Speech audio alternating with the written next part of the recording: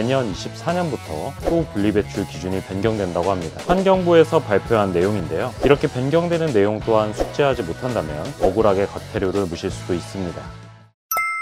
시니어 정보의 모든 것, 걱정 마음바 둘째 아들입니다. 우리가 살다 보면 매일 나오는 것이 하나 있죠? 네, 바로 쓰레기입니다. 그런데 많은 분들이 쓰레기 버릴 때마다 분리수거 규정을 많이 헷갈리고 계십니다. 내가 지금 버리려는 이 쓰레기가 일반 쓰레기인지 음식물 쓰레기인지 아니면 재활용인지 많이들 헷갈리실 텐데요. 이렇게 분리배출 기준이 모호해서 많이들 고민하시는 와중에 내년 24년부터 또 분리배출 기준이 변경된다고 합니다. 이렇게 변경되는 내용 또한 숙지하지 못한다면 억울하게 과태료를 무실 수도 있습니다. 그래서 저희 걱정마음바에서 쓰레기 분리배출 절대 헷갈리지 않는 방법과 내년에 바뀌는 규정까지도 속 시원히 말씀드리도록 하겠습니다. 시작 전에 구독, 좋아요 꼭 부탁드립니다. 시니어 정보의 모든 것, 걱정마음바 지금 시작합니다.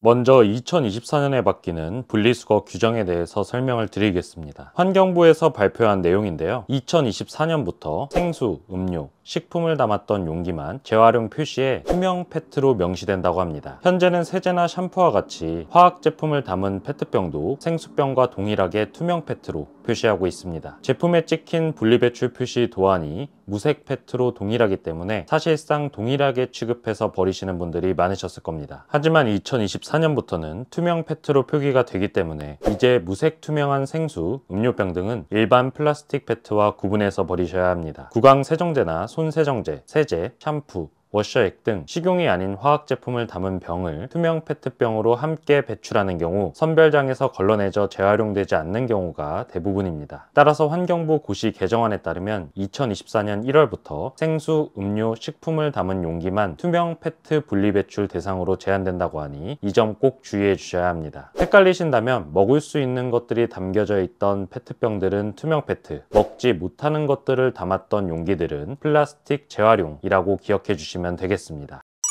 다음은 들어도 자주 헷갈리는 분리배출 기준에 대해서 설명해 드리겠습니다. 요즘 쓰레기 과태료 기사를 보면 먹다 남은 치킨뼈에 살이 붙어 있어 과태료를 물었다, 라면 봉지와 스프 비닐을 딱지 접어서 버렸더니 과태료를 물었다와 같은 흉흉한 과태료 부과 사례들이 많이 발생하고 있습니다. 그래서 기준을 기억하시는 것이 가장 중요합니다. 제가 자주 헷갈리는 사례별로 하나씩 살펴보면서 싹 정리해 드리겠습니다. 먼저 라면이나 과자 포장지입니다. 포장지 잘 보이지도 않는데 괜찮지 않나? 하시는 분들 천만의 말씀입니다. 이런 포장지로 실제 과태료 단속 정말 많이 되었습니다. 이 포장지는 일반 쓰레기로 배출하면 안 되고 반드시 비닐류 재활용품으로 분리하셔야 합니다. 근데 이 포장지를 부피도 줄일 겸 심심해서 딱지 접는 분들 많은데요. 재활용품 선별장에서는 비닐이 얇고 가벼워야 기계가 빨아들이는데 딱지가 되면 무거워져 기계에 들어가지 않기 때문에 재활용이 결국 안 된다고 합니다. 그렇기 때문에 절대로 딱지로 접어서 버리시면 안 됩니다. 다음은 과일입니다. 겨울이 다가오면서 비타민 보충차, 과일 참 많이들 드실 텐데요. 과일 껍질은 대부분 음식물 쓰레기로 버려주셔야 합니다. 대표적인 겨울철 과일인 귤 껍질도 마찬가지로 음식물 쓰레기로 버려주시면 됩니다. 단, 딱딱하고 두꺼운 껍질의 경우는 일반 쓰레기입니다. 예를 들어 호두, 밤, 땅콩, 코코넛, 파인애플 껍질은 일반 쓰레기로 분류해 주셔야 합니다. 그럼 딱딱하고 두꺼운 수박 껍질은 어떨까요? 당연히 일반 쓰레기라고 생각을 하실 텐데요. 그런데 수박 껍질만큼은 잘게 자르고 잘 말린 다음 물기를 제거하고 음식물 쓰레기로 버려주셔야 합니다. 일반 쓰레기 봉투에 수박 껍질 보이면 바로 과태료가 부과되니 조심해 주세요. 세 번째는 치킨이나 감자탕을 먹으면 나오는 동물의 뼈인데요. 최근에는 치킨 뼈를 종량제 봉투에 버렸는데 뼈에 살이 많이 붙어 있다는 이유로 과태료가 부과되는 사례도 발생했습니다. 뼈의 살점은 음식물 쓰레기로 분류되기 때문에 과태료 부과 대상이 됩니다. 이쯤 되다 보니 나 참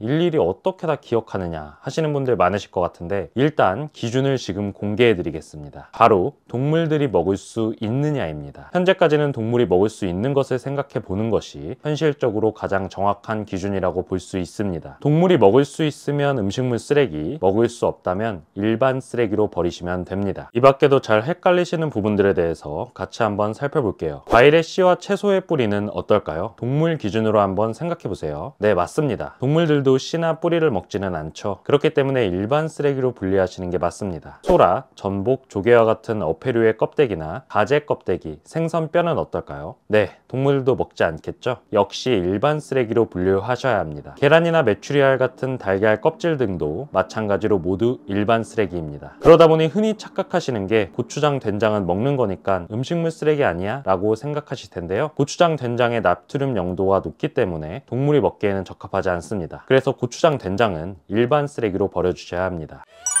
오늘은 내년부터 바뀌는 쓰레기 분리배출 방법에 대한 소식을 전해드렸는데요. 사실 우리나라 분리수거 기준이 많이 헷갈리는 만큼 모두 다 기억하기가 참 어렵습니다. 그때마다 영상을 다시 보시면서 철저하게 분리수거하여 과태료 피하시면 좋겠습니다. 이렇게 생활 쓰레기를 잘못 버릴 경우 최대 20만원까지 과태료가 부과될 수 있기 때문에 꼭 주의해주세요. 앞으로도 엄빠님들과 관련된 소식을 빠르고 신속하고 정확하게 전달해드리는 걱정마 엄빠가 되겠습니다. 오늘 내용이 도움되셨다면 구독, 좋아요, 알림 설정 꼭 부탁드립니다.